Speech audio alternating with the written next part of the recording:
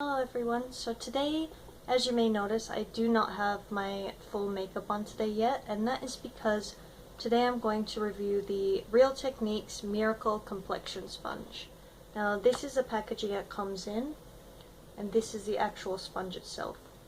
I have actually wet this already so it won't fit back into the packaging, but yeah, basically it just sits in there. And as you may notice, this was created by Sam and Nic from Pixiwoo, and I personally love them and I love their makeup look, so that's kind of a bonus for buying the sponge. But this is meant to be a knockoff for the Beauty Blender, which I do not own, so I cannot compare directly, but overall I really enjoy the sponge, and I've actually heard a lot of reviews on this sponge that suggests that this sponge is actually better than the Beauty Blender, or they prefer it over it. Not only today am I going to give you a full in-depth review, but I'm also going to be giving you a demonstration on how to use the product. So the product comes a tiny bit smaller than this. It comes in a little tray that holds the product in here, and it's about the size of the tray. You can either use a sponge dry or wet, but I prefer wet, so this is the actual size of the wet sponge, which is quite a lot bigger than the tray, and I would say it probably about doubles in size. The sponge itself is cut into like almost an egg shape, so there's a pointy side on this side, and again another kind of pointed side on this side. Now, as you may notice, the top of the sponge here actually looks like it's been cut off. So this side is completely flat and not rounded like the rest of the sponge, and I personally like this side to actually push in the foundation like this into my skin. Now, you can also use the rounded edge to blend, so like blending around your face, but personally I don't like to use the rounded part of the sponge hardly at all, so the pointed side is great for getting into really little nooks and crannies, so for example around your eyes, so for concealer. The sponge is also really great if you have a blemish. You can target the blemish directly and just press it in. And it can also be useful around the nose. So basically any little parts of your face that are hard to reach can easily be reached by this. Now, it does suggest that you can use a sponge dry or wet, but when the sponge is dry, which I will insert a clip here,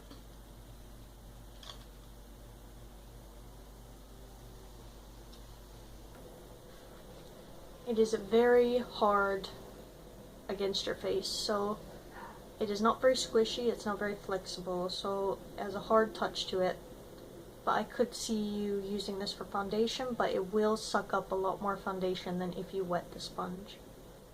Now, to wet the sponge is pretty easy. You just take the sponge and you squeeze it in your hand a couple times, about 5 times I would say, and keep that under the water.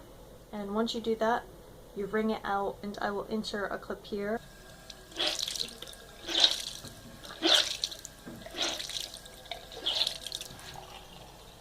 Once you've wringed out all the water, it will look something like this, and it will double in size. Now, when you squish it, it's very squishy, so it feels like a normal sponge. It's very elasticated, so if I press this, it's going to bounce back really fast. Now, this is great when you're pressing in your foundation, because when you press in, it will bounce back. It really presses into the skin and gives you a very flawless coverage, and I really like that about this sponge. Now, the price compared to the Beauty Blender, this is around £6 at Superdrug or Boots, and the Beauty Blender costs around £16, so this is a great deal cheaper, and I feel that it does the job great.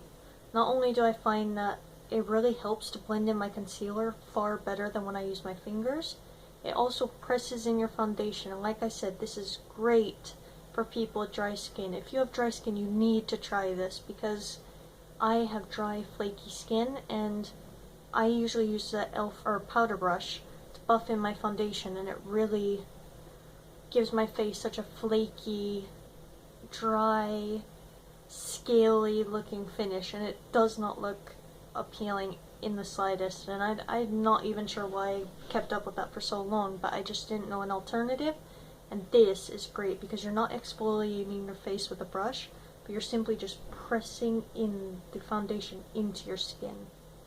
So this is great, and honestly, if you have dry skin, this is a lifesaver.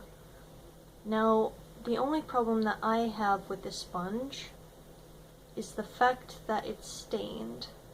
And I know a few people say that theirs haven't stained at all, but for some reason mine is stained. And you can see it on the top, there's a little bit of foundation residue on the sides, and the same with the point. Now, when I first got this sponge, I didn't wet it properly, so I was using it pretty much dry.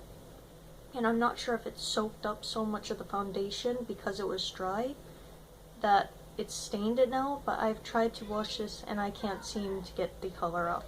Now, I don't mind that very much because obviously I do clean it, so as long as it is clean, I'm fine with that, but just a tip that may cause issues to you.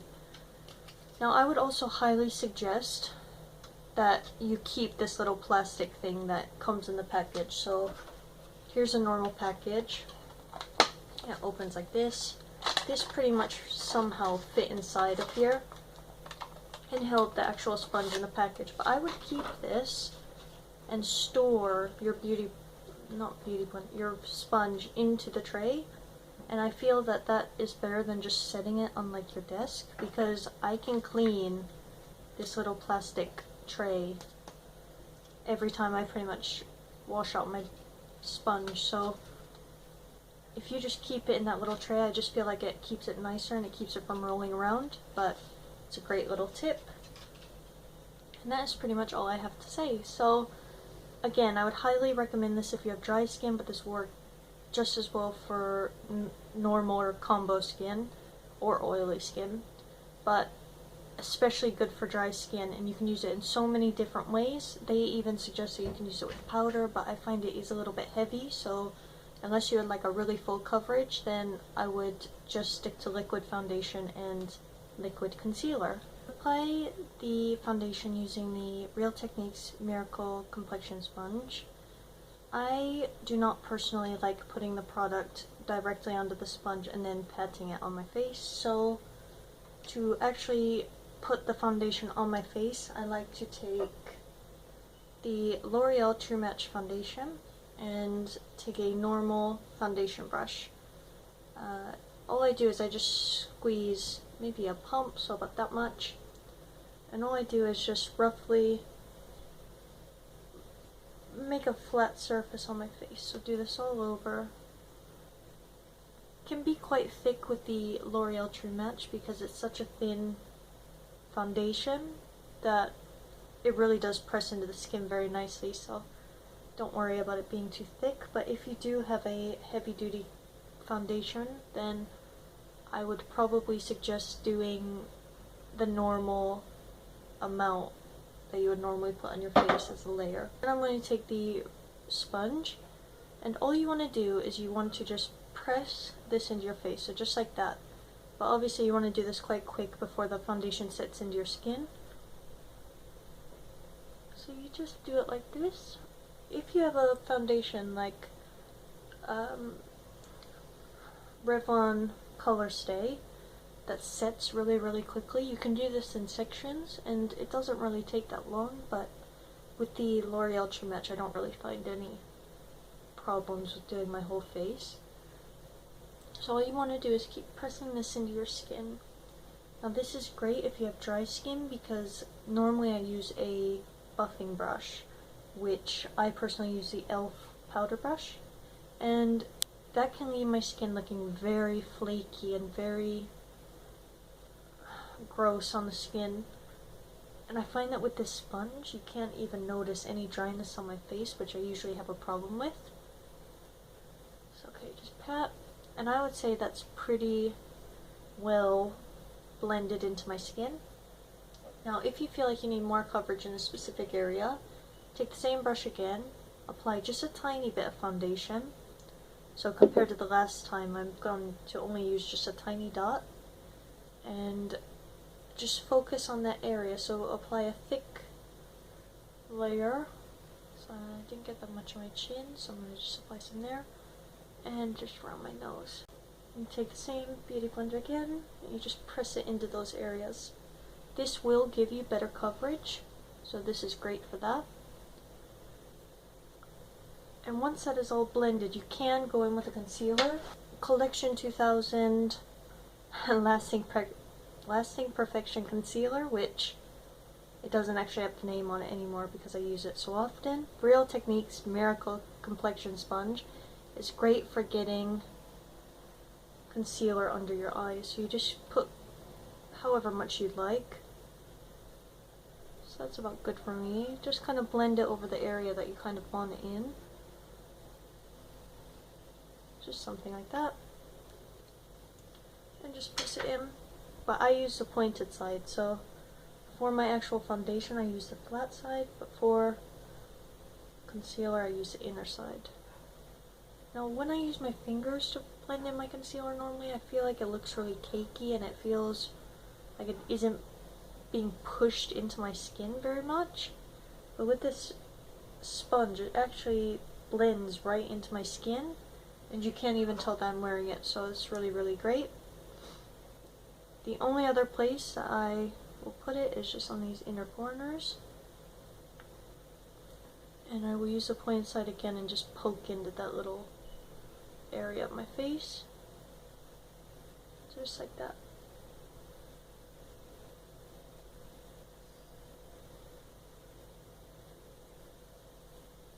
So let me know what your thoughts are on the Real Techniques Miracle Complexion Sponge, and if you do own both this sponge and the Beauty Blender, please let me know what you prefer and why, and leave that down in the comments below. Please like and subscribe this video for more reviews on beauty products like this. Thank you guys, and I will see you all next time. Bye!